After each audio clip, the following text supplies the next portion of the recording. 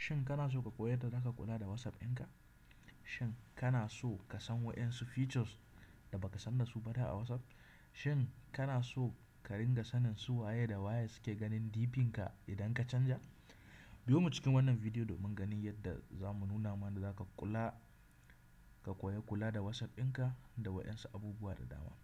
Kada ka manta a danna wannan alama ta ja wato subscribe domin kai subscribing ka ringa samun bidiyoyinmu. Sannan kada ka manta ka danna wannan ƙararrawar sauti domin samun bidiyoyi idan mun saka, domin ka samu wata tunatarwa idan mun saka sabbin bidiyoyi. Za mu yi magana ne yau akan yadda za ka yi waɗansu abubuwa da dama a cikin WhatsApp ɗinka. Sannan za mu nuna maka yadda za ka ringa duba mutane, ganin waɗanda mutanen da suka dubi WhatsApp profile picture ka. Idan har ka canza profile picture kana so kana buƙatar ka san su waye da waye suka kalla WhatsApp profile picture ka. To yana da kyau ka san kuma su waye da waye. Mu kuma yanzu za mu taimaka mu nuna maka yanda za ka na kula da irin abubuwa ka ringa sanin irin abubuwan nan. Za mu yi aiki da wannan application ɗin ne wanda aka kira shi da Whatbox. So ita Whatbox application ne da aka ƙirƙiro ta domin taimakawa mutane su koya handling wato ainihin kula da WhatsApp ɗinsu. Za mu ba da link ta inda za ka yi downloading na wannan application ɗin. Don idan muka ce ku je Play Store ku yi downloading ɗin shi yana da yawa. Za mu iya ba ku sunan ɗin kawai Whatbox. In kuka je Play Store kuka saka Whatbox za ku iya samun wani abu ne daban don suna da yawa masu irin sunan Whatbox. So amma idan muka yi muku providing na link ɗin a ƙarƙashin bidiyo wato gurin comment, za mu yi commenting da link na cikin na shi application ɗin. Sai ku bi application ɗin, ku bi link ɗin, ku yi downloading na ita application ɗin. So abin da za ka yi idan ka yi installing na ita application ɗin, bayan ta zauna haka kan wayanka sai ka buɗe ta. So idan ka buɗe ita application ɗin, nan ne fuskar ta kamar haka.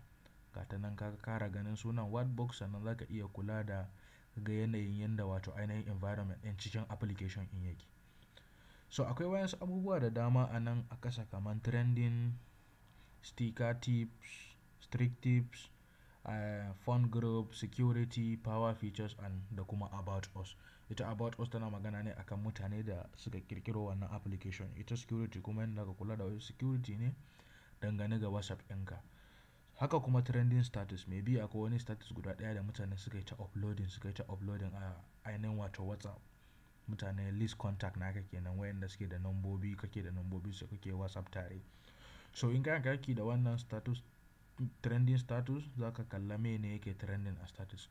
So amma mu yanzu za mu yi aiki ne da power features. Gata nan a nan, ban san ko ku ganta ba, power features. So ita power features ita ne wayannan ne features ɗin da ake ce musu masu power kenan a ita wannan application ɗin. Power features ne masu ƙarfi. To a nan akwai abin da ake kira status downloader.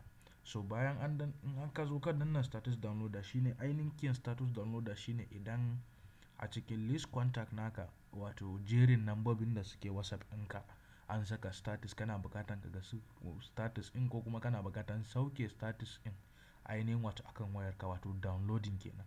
So ita wannan application ta taimaka maka ganin su, sannan ka zo ka zaɓa kana danna shi kamar haka. Zai baka option wato zai baka jeri na tambaya me kake so ka yi, choose action wato ainihin ka zaɓi action da kake so. A yi saving to gallery, a yi share with friends wato a tura shi zuwa ga abokai. Save to gallery ana nufin a yi saving nata a cikin waya, ko kuma view in gallery wato a dube a yi viewing na hoton a cikin gallery ainihin wato ta buɗe a ganta. So yanzu mun ga yadda za mu yi ɗauko hoto daga kan status ɗin mutum ba tare da an sha wahala ba.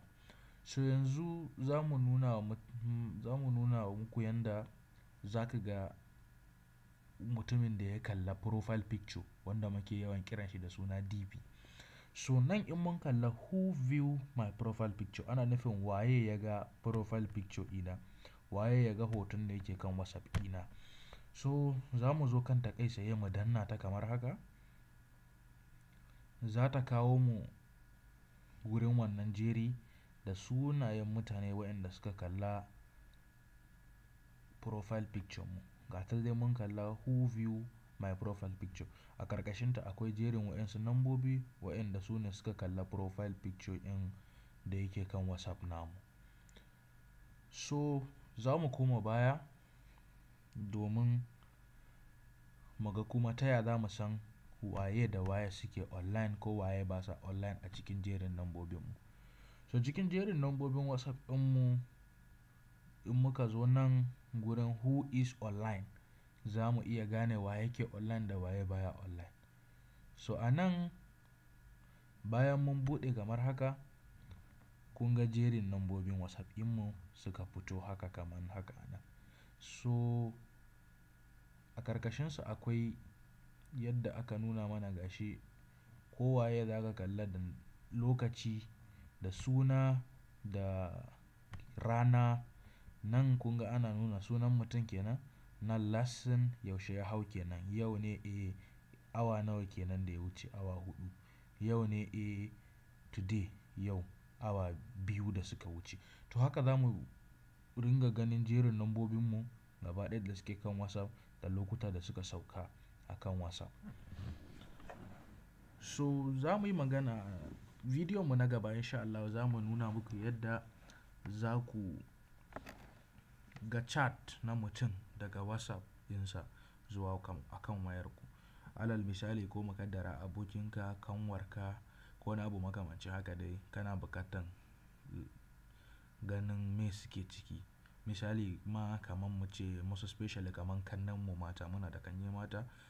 So muna so mu ringa bibiya, mu ringa ganin shin tarbiyyar da muka ba su yana nan ne ko baya nan. So za mu iya nuna muku yadda za ku yi connecting WhatsApp ɗinka da nata ko WhatsApp ɗinka da nashi, ka ringa gani wane irin chat yake yi da kuma su waye yake chatting.